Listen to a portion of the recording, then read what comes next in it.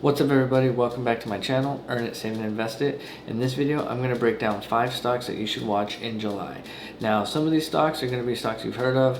One of them maybe you haven't heard of really much, but I'm going to break them down. I'm going to go over really quick how often they go up in July, their numbers, what do they look like, kind of like what an analyst is looking at, or go over an article, and then go over their charts. I'm going to make this as fast and simple as possible, so let's just get right to it. If you like this video, please give it a like and subscribe. That's literally all I ask. So let's get to it. My number one stock, of course, if you have heard me talk about stocks, is Amazon. I am currently buying Amazon. I'm building my position in Amazon. I do believe in the stock and the business.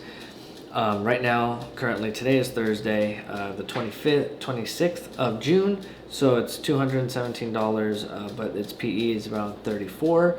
So, you know, it's a little bit pricey, but it's a really good company and it grows very well. As you can see in the last year, it's gone up 13%. In July, it has gone up 70%, which is actually one of its better months. In November, it's its highest at 80.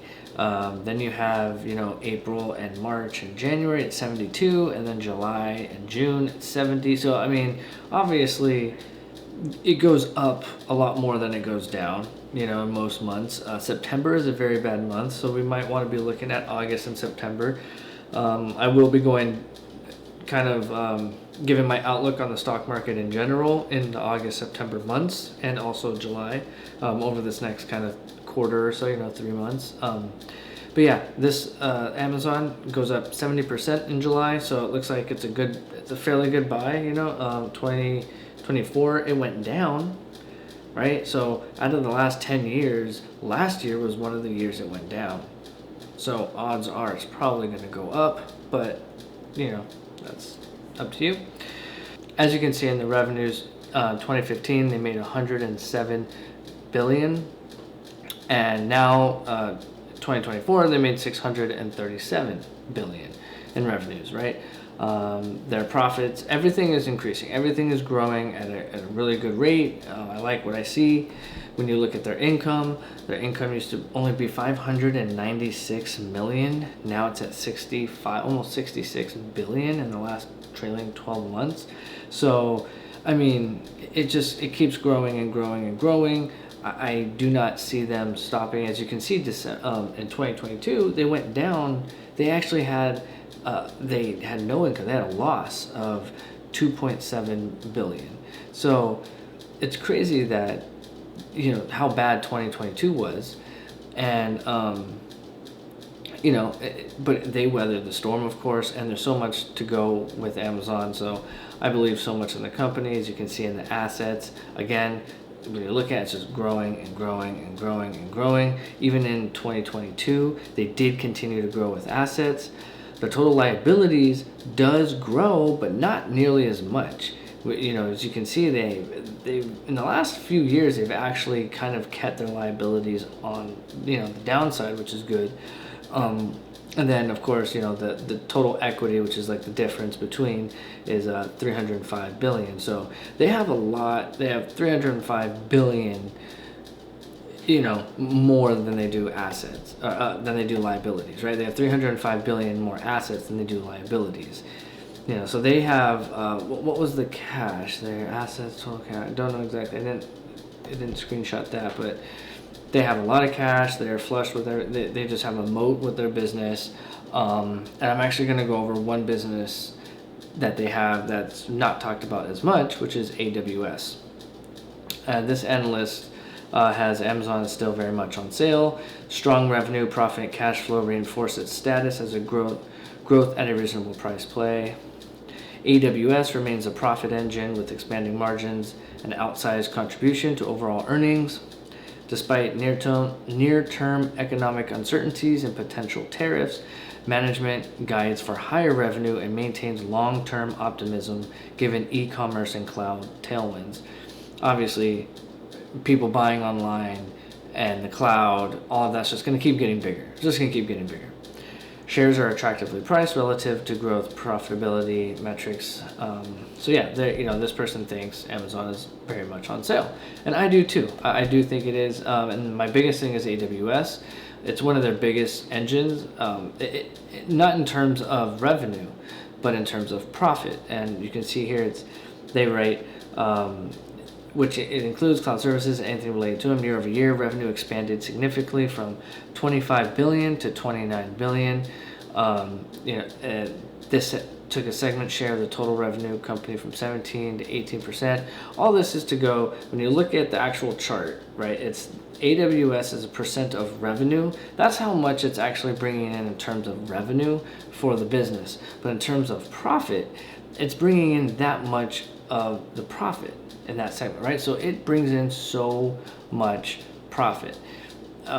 Even though the segment accounts for only a small portion of overall revenue of the company, it's responsible for a large portion of the profits. So it continues to grow, and it is a profitable business. So I just believe in Amazon. I'm going to keep going with that. Don't want to spend too much time on it. Amazon's my number one stock to watch. Meta is my number two stock to watch. I believe in just the business. I believe in the metaverse. I believe how they're going to be going about things. They're also, Zuckerberg is right now in the news of he's grabbing up AI talent left and right. So he's really making a push for the future, for, the technology, the AI world, all of that. And I believe in that world. It's not necessarily like, I do enjoy being outside and touching the grass and stuff, but I do believe that's where a majority of our world is going. Seasonality, Meta, in July it's 70%. So it's still, just like Amazon, that's at a high, that's its second highest compared to May, which is 81. So, June is also 70% as well as August. So July, 70%, high chance. And 2024, just like Amazon, it was down. So the chances of it being up are higher. Now, it doesn't guarantee anything, of course, but higher chance. And of course, September, Amazon was the same, right? Very low chance. The odds of it being getting gains were lower. I think it was at 20 or 40% as well. So September's a hard month, as you can see. Meta, their revenues up and up and up, keep going up. The profits going up. You've gone from 3.6 billion now to 66 billion in profits. That is just amazing. They're a profit machine because they don't do a lot of physical products. They do have the Meta Ray-Bans and the Oculus, but besides that, they don't do really much physical products. So they do a lot of profit margin. Their total assets, they have 280 billion. Total liabilities is 95 billion. So their total equity is 185 billion. So they obviously have a decent amount. They have almost a 2-to-1 to their, right? Yeah, a 3-to-1 to their asset to debt ratio, liability, right? So I like that. Also, Meta's finally monetizing WhatsApp. Meta Platforms is an incredibly strong company, sporting robust margins, multiple avenues for growth, and a portfolio of incredible digital properties. The WhatsApp development only strengthens our investment thesis, as billions more users get monetized should materially impact the bottom line in the short, medium, long term. Trading at an entirely reasonable price point, we're reiterating our strong buy. So this is this end list, obviously.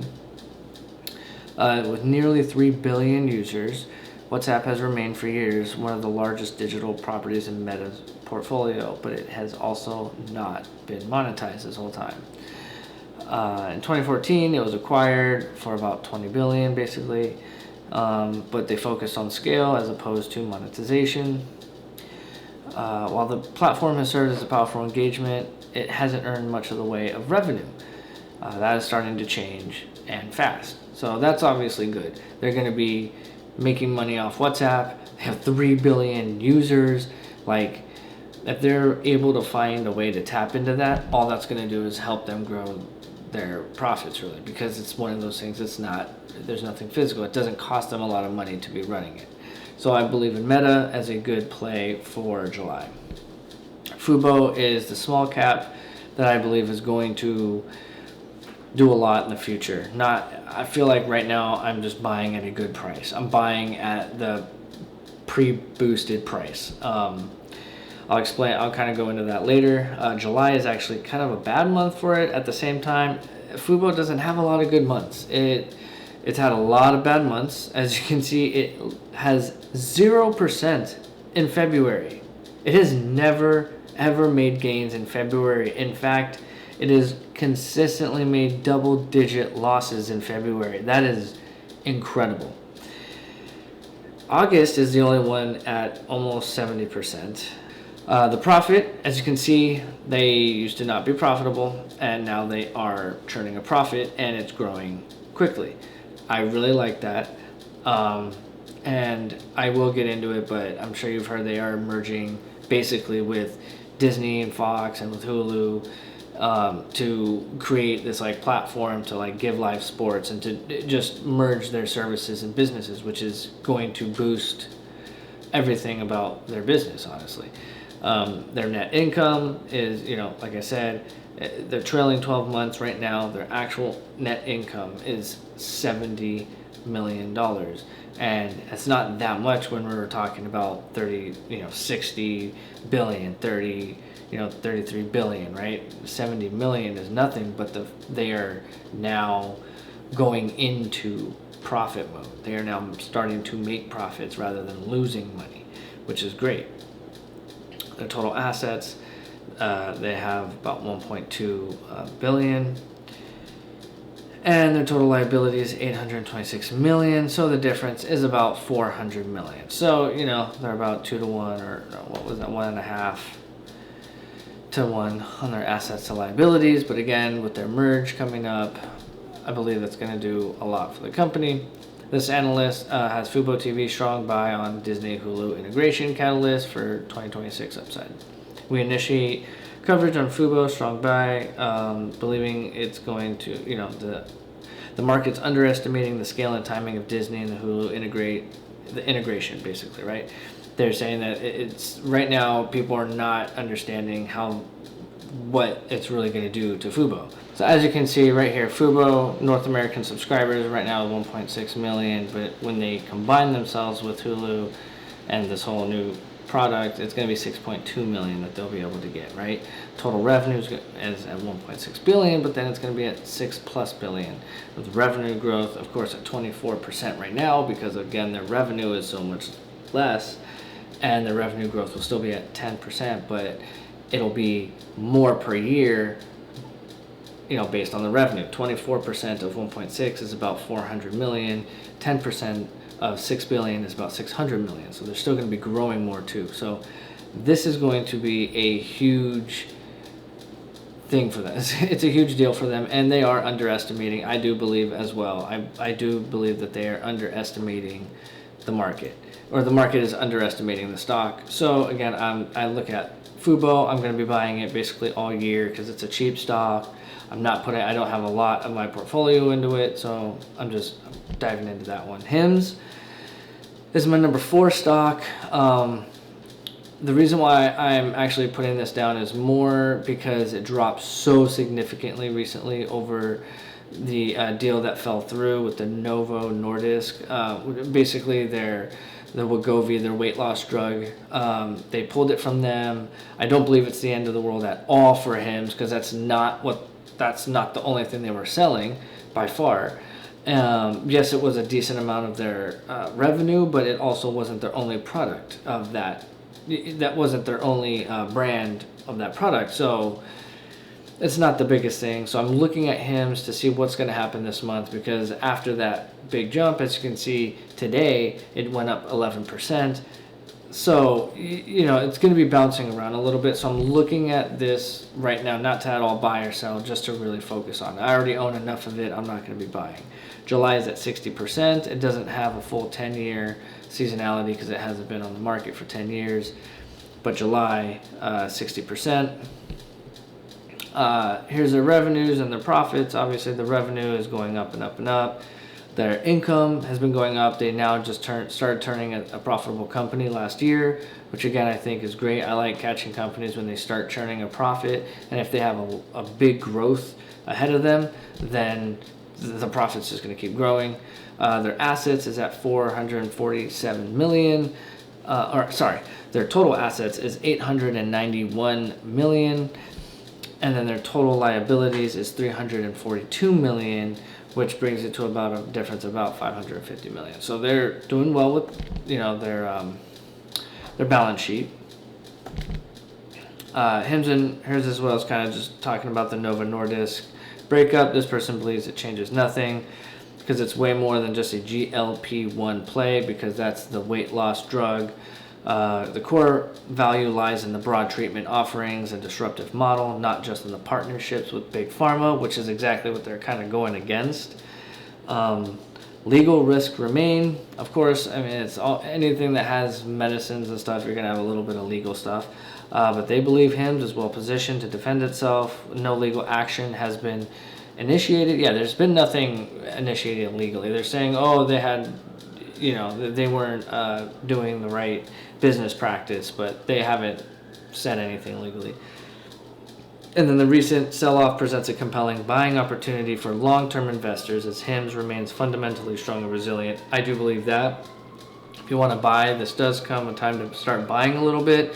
It is possible that it might dip a little bit more just because it's still a little bit uncertainty right now, but it could go up.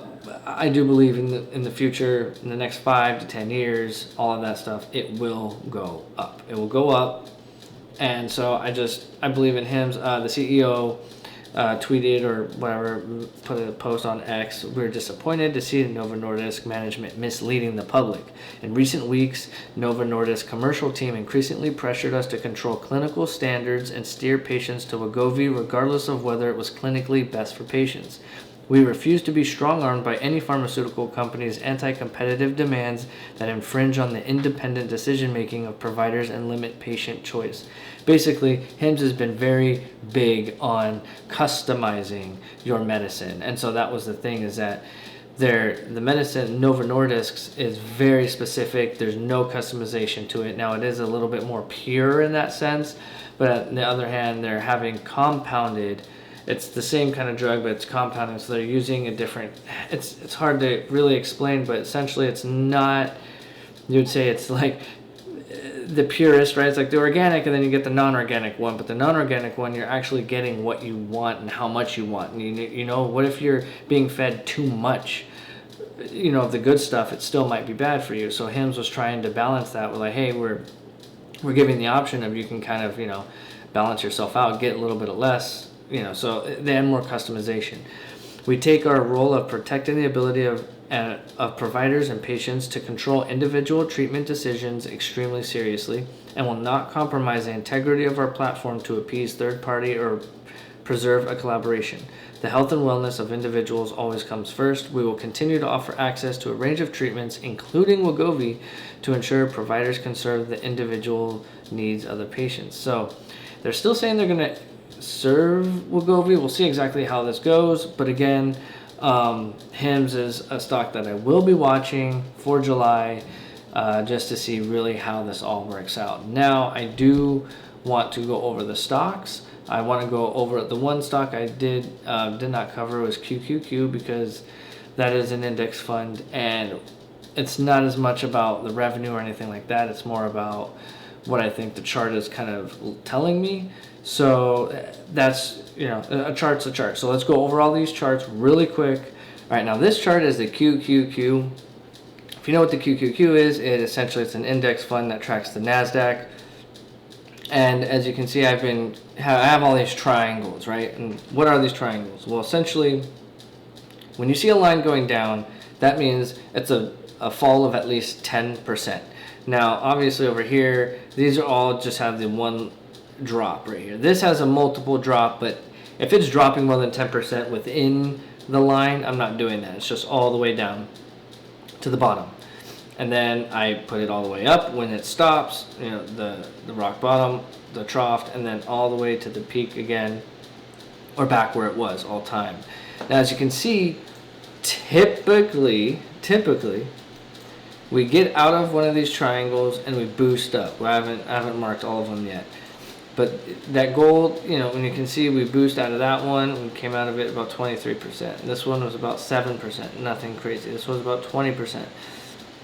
But you can always see like a significant boost. Like once we hit that all-time high again, we just get on this high, we ride it for a minute.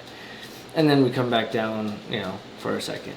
And it's just so consistent over the years that it's just something is telling me, we're closing this gap now. We're closing this gap. We just had a great day. Now, if this comes back down, I might not consider it being closed yet, but this was one of the biggest, most rapid falls and recoveries. I mean, it fell 24% and is back up 31%. Within 77 days, it went down. It did both of that. 48 plus 77 is what? 100 and... Was it 48 plus 77? What, around 115, something like that? Somewhere around there, 125 days. So, I mean, that is crazy that it did that so fast. So again, QQQ, it's telling me that we're going to go on a little bit of a run. This one was 174 days, but we were also just coming out of a huge crash of inflation and interest rates. Then this one lasted 85 days. This one lasted 168 days, right before we went into the big crash. So I don't know. There's something though that's telling me if we at all go up above here, look for July to be a great month. I do believe it could be a great month. If it's not going to be a great month, it is going to look like this. It is going to push down in July. It is going to hit the top and then come back down. It will push back down. That's what's going to happen. It could happen from maybe that starts in mid-July. Maybe we have a first 2 weeks, just killer 2 weeks. And then, again, most of the booms out of this triangle seem to be for multiple months. It doesn't mean you don't have a down month like you do right here, but still, the chart's telling me we're going to go on a little bit of a run. Amazon, I'm just going to go quickly over the chart of the stocks that I said that you should be watching. This is Amazon. As you can see, it still hasn't even hit an all-time high. 240, around 240 is its all-time high. Right now it's at 217. It fell significantly recently as well with all the stocks over the tariff scares. And as you saw, the Qs, we were almost at all-time highs. Amazon were not. So, Meta, we're almost at an all-time high. Not there yet, but basically there. And it fell 34% recently and then went up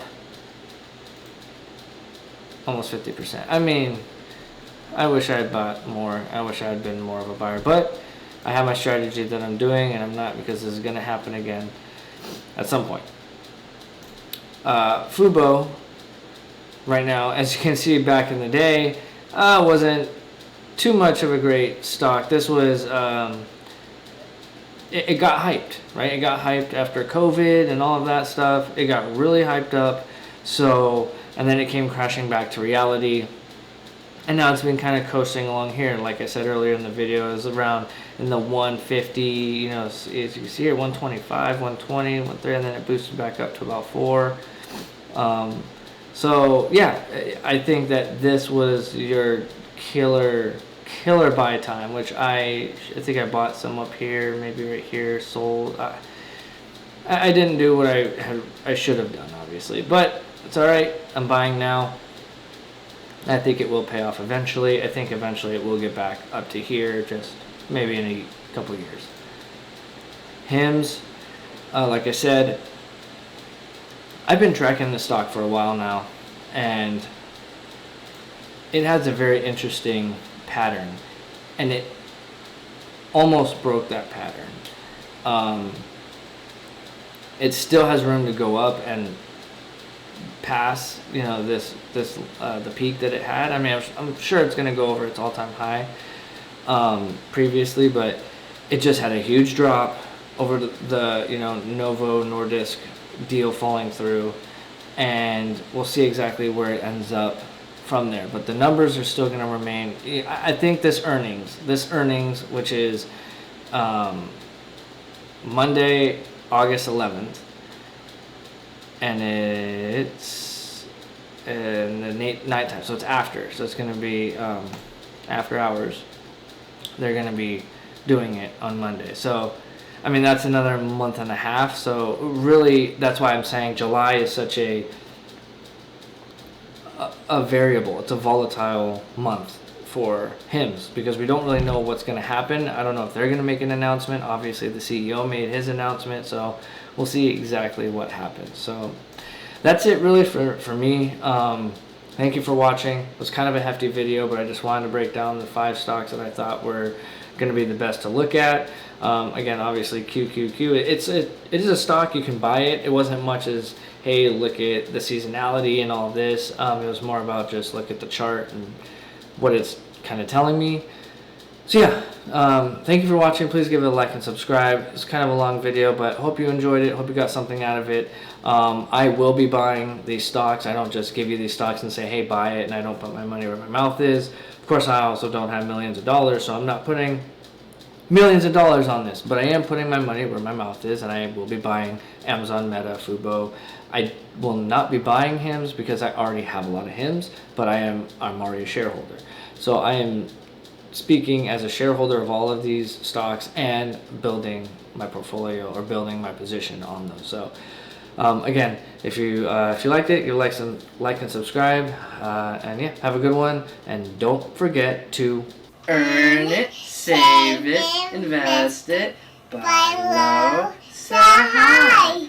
I want assets, not liabilities, and you can count on compounded interest.